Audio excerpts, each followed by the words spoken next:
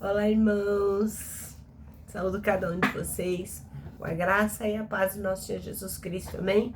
Meu nome é Miriam Anita e eu estou aqui para, juntinho com os irmãos, estudarmos um texto da irmã Teremar Lacerda chamado Abençoados para Abençoar.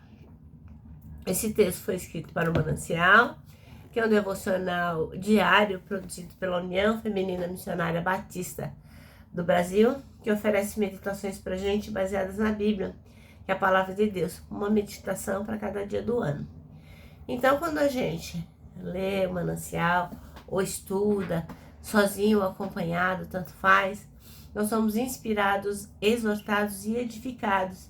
Isso vai promover o nosso crescimento cristão e o engajamento com a missão de Deus, tá bom? É importante que vocês saibam, para aqueles que não têm certeza disso, eu não escrevi o texto. Quem escreveu foi a irmã Teremar e eu não ajudei em nada. Por isso que eu leio e só conto aquilo que eu entendi, tá bom? Vamos orar, pedir ao Senhor que abençoe esse momento aqui nosso, tão importante que é o nosso devocional.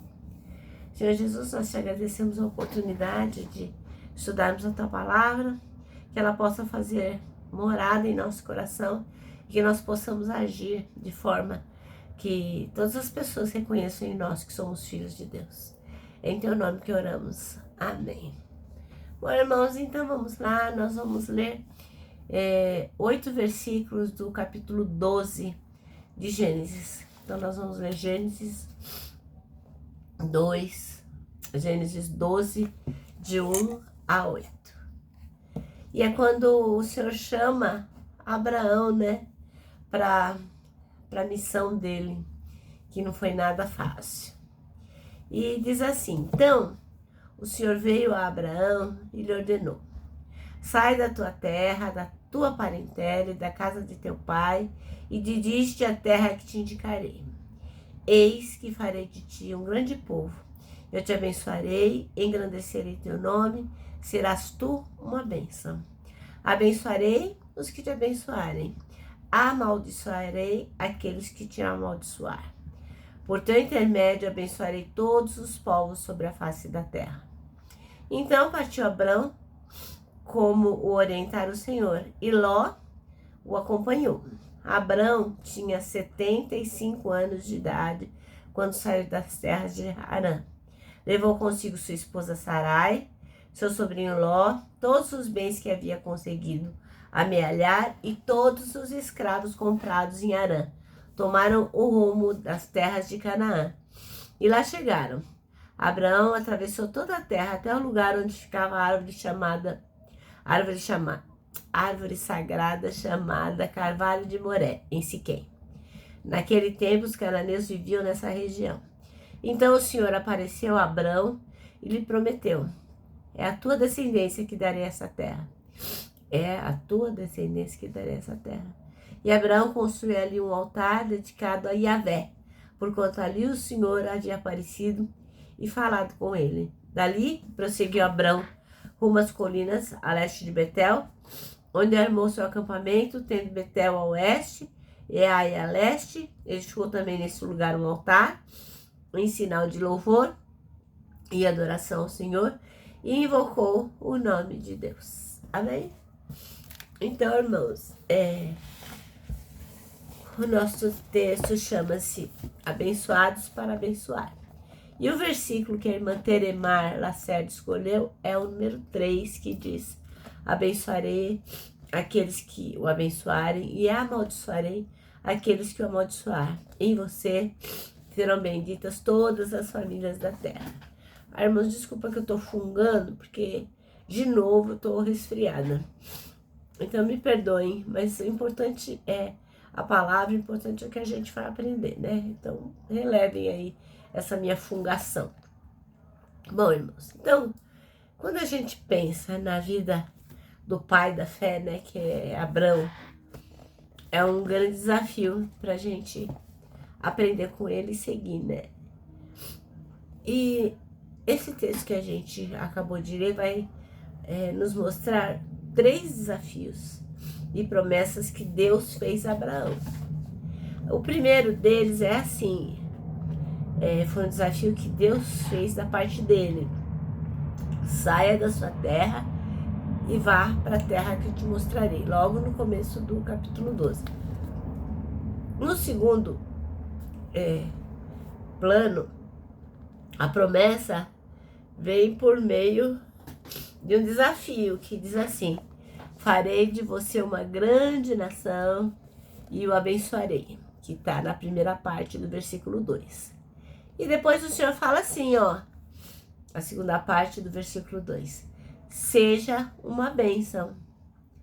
A terceira promessa de Deus veio antes, que diz assim, no versículo que a gente releu aqui, né? Abençoarei aqueles que o abençoarem e amaldiçoarei aqueles que, né? E amaldiçoarei aqueles que te amaldiçoar. Então, Deus diz para Abraão que todo mundo vai ser bendito por causa dele, por causa da fé dele, por causa daquilo que Deus fez na vida de Abraão. E nós poderíamos aprender com ele, porque ele foi o pai da fé. Porque Abraão não era pobrinho, ele tinha maior grana, ele estava super bem, mas ele não teve dúvida nenhuma. Quando Deus falou com ele, ele reconheceu a voz de Deus e falou: vou atender. E levou o que podia levar. Mas lógico, ficou muita coisa para trás, muita gente que ele amava, né? As pastagens, os lugares que ele estava acostumado. Não é fácil, né, a gente mudar, fazer coisas novas. A gente sai e acaba deixando o coração ali partido, né? Mas Abraão não teve, assim, dúvida nenhuma. A hora que Deus falou com ele, ó, ele já atendeu. Então, irmãos, o que isso quer dizer? Que todo privilégio, ele traz no seu bojo, dentro dele, uma responsabilidade, né? O Abraão não ficou assim, né? Mas por que, Senhor? Onde que eu vou? Por que eu não posso levar tal pessoa? Por que eu não posso fazer tal coisa? Não. Ele simplesmente pegou a esposa dele, o Ló, o sobrinho dele, os criados, os bens que ele tinha e partiu. Ele não quis saber. Ele ouviu a voz de Deus, como está lá no versículo 4, ó, e deu linha na pipa. E aí ele seguiu à risca tudo que Deus tinha falado para ele. Ele obedeceu tudo que Deus tinha falado. E o que aconteceu? As promessas chegaram.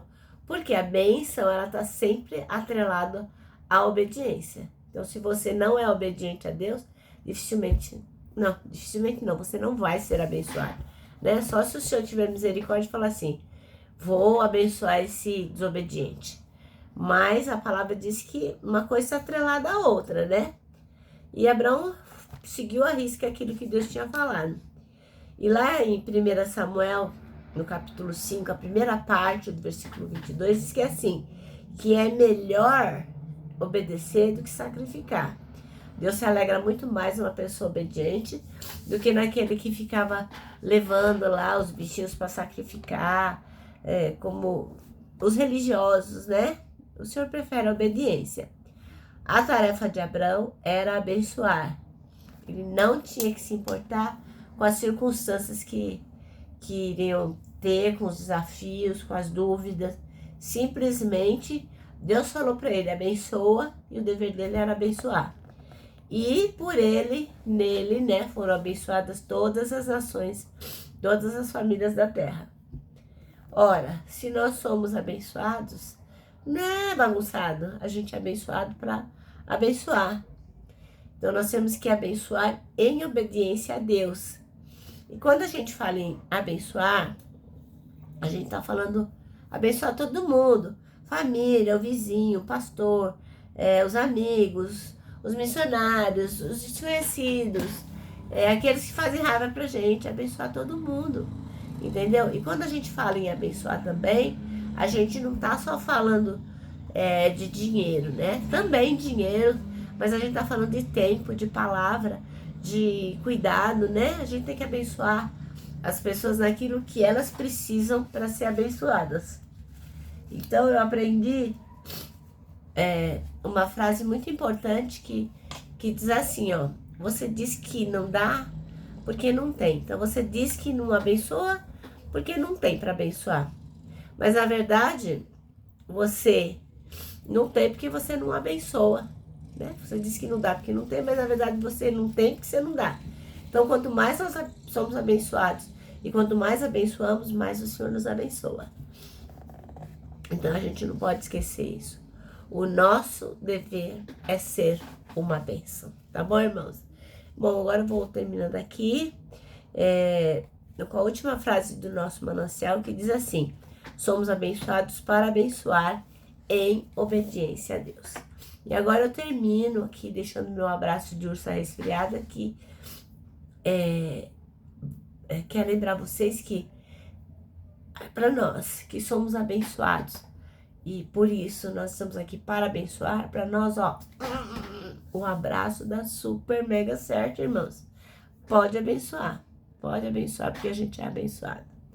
Quero que vocês se lembrem também do versículo desse ano, que é 1 Tessalonicenses 5,9, que foi a maior bênção que nós recebemos. E nós temos que repartir com as outras pessoas, que é o seguinte: porque Deus não nos destinou para a ira. Olha só que maravilha. Deus não nos destinou para a ira, mas para recebermos a salvação por meio de nosso Senhor Jesus Cristo. Isso é maravilhoso, irmãos. Bom, agora sim, eu me despeço com a frase do ano, que é: não tema, Deus já está lá